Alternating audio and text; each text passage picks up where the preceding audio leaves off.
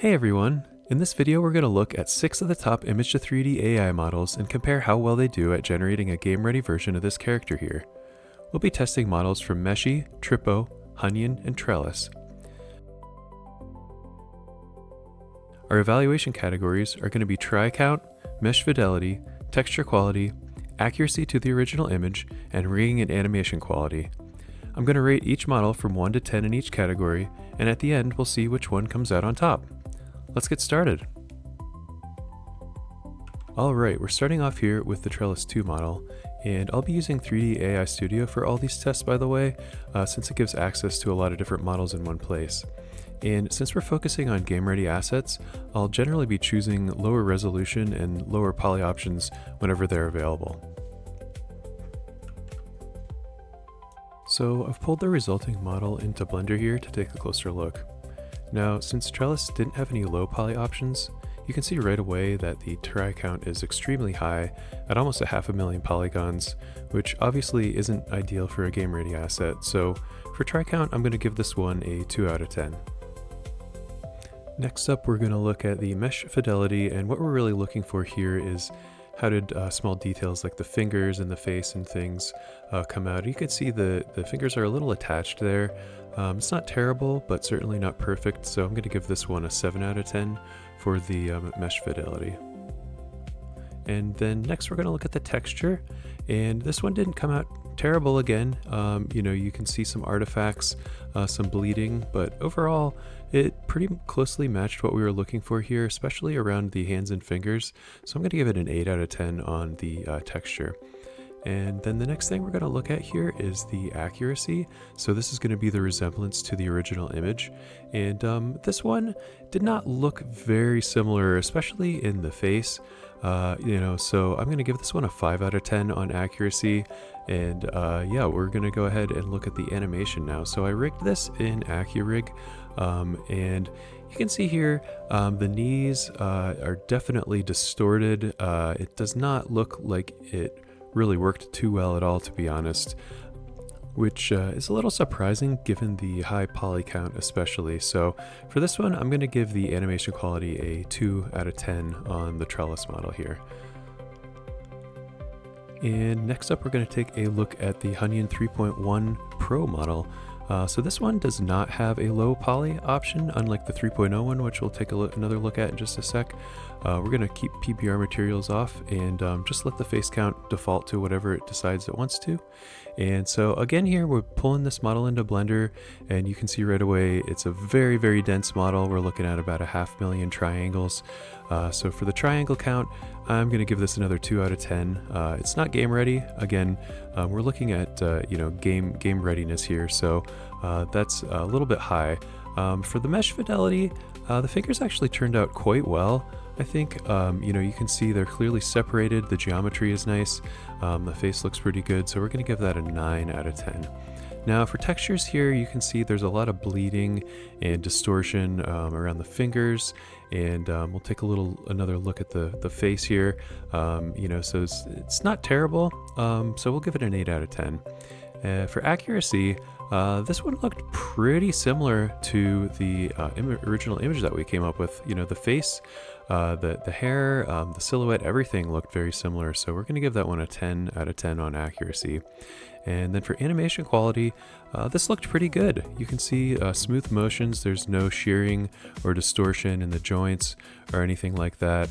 So it looks pretty smooth overall. So for animation, we're going to give that one a 9 out of 10.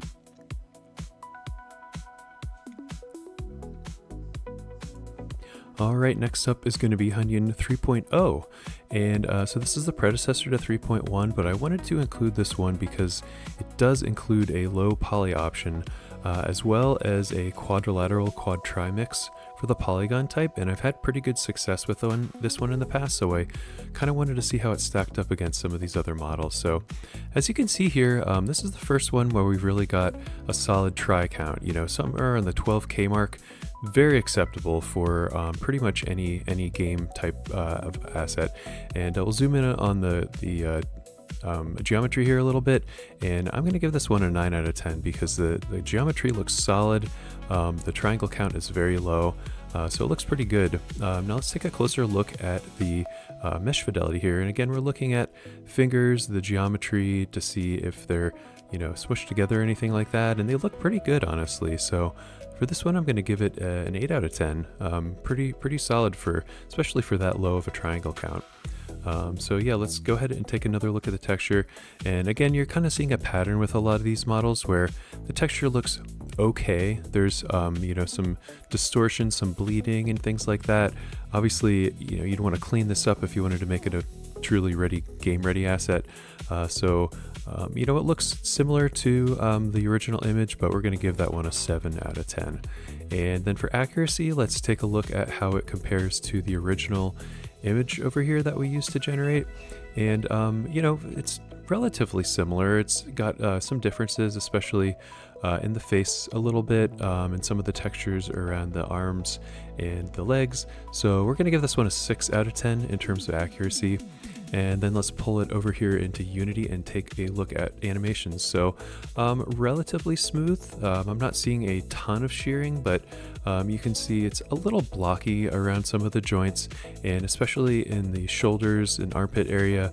There's a little bit of distortion there, but overall it's very solid, especially again for such a low triangle poly count. So we're going to give that an 8 out of 10 for animation quality. And then next up, we're going to take a look at the Tripo P1 model. So this one is supposedly optimized for game-ready assets. So I was very interested to see how this would stack up against some of the other models that we looked at here already. So I'm going to get detailed textures just so we get good texture quality here, and we'll see how this stacked up. So immediately, you can see here the triangle count is ridiculously low at 4,900 triangles, which is honestly pretty crazy considering how good the model looks. So we're going to give that one a 10 out of 10. I mean, you could put that in almost any game and have zero performance issues with that low of a poly count. And so next, let's take a look at the mesh fidelity. And unfortunately for this one, as you can see here, the fingers are smushed together. If you rigged this, it's not going to look great, especially if you're having it holding weapons or equipment or something like that. So yeah, that's going to be at a 2 out of 10 for the mesh fidelity. And textures, a little grainy, even though I chose the detailed texture. It definitely, the resolution just didn't look very good, and you can see some bleeding and distortion again.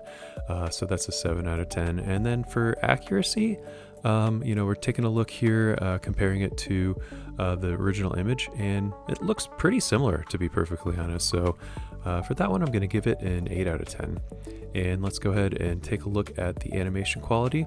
So again, we're looking at joints, any sort of weird shearing or deformations or blockiness, and the legs, especially around the hips and the knees, you can kind of see some distortion and some polygon type shape. So we're gonna give this one a 7 out of 10. It's not terrible, but it's certainly not as smooth as maybe some of the higher poly counts. And that's to be expected, right, with that low of a tri count, but usable, but not the best. So let's hop over here, and next we're going to look at Prism 3.1. And just for clarification, Prism 3.1 is actually Tripo's model. It's just named Prism 3.1 within the 3D AI Studio UI, but just wanted to make sure that was apparent. And they do have a smart low poly option here as well. So you can see here the triangle count, again, very solid. 12K is perfectly reasonable for a game ready asset. That's going to work in just about any game. And the geometry itself, there's nice quad loops around the elbows and the joints and things like that. So for this one, I'm going to give it a 9 out of 10. Very, very solid.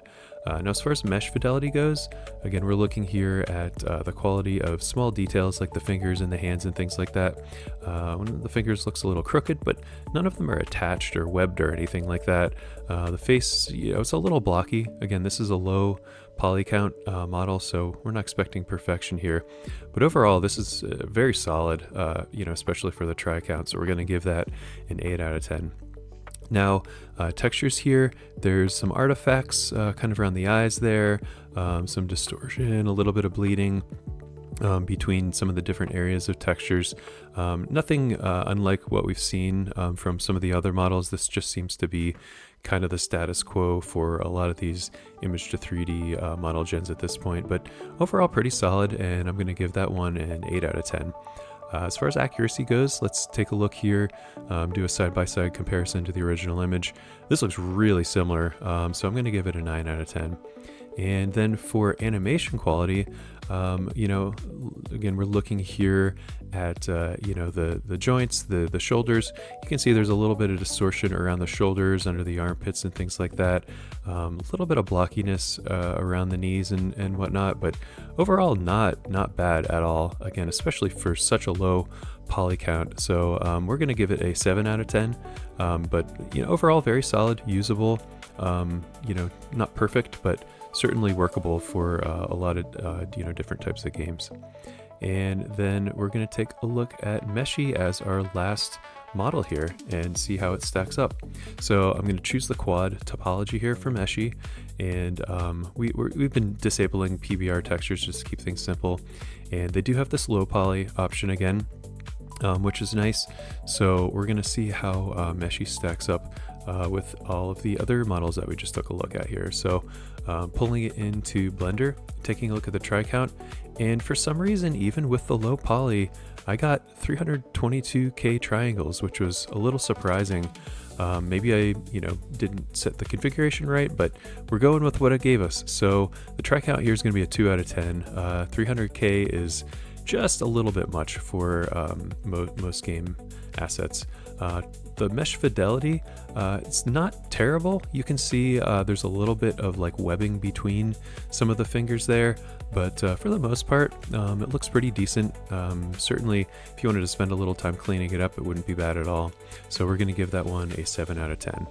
And then for textures here, overall pretty solid, seeing a lot of the same things that we saw in the other models, where there's a little bit of distortion, there's a little bit of bleeding of some of the textures onto different areas of the model, but again, not terrible. So we're going to give that a 7 out of 10 on the textures. And then accuracy. So the face looks a little bit different, but not terribly.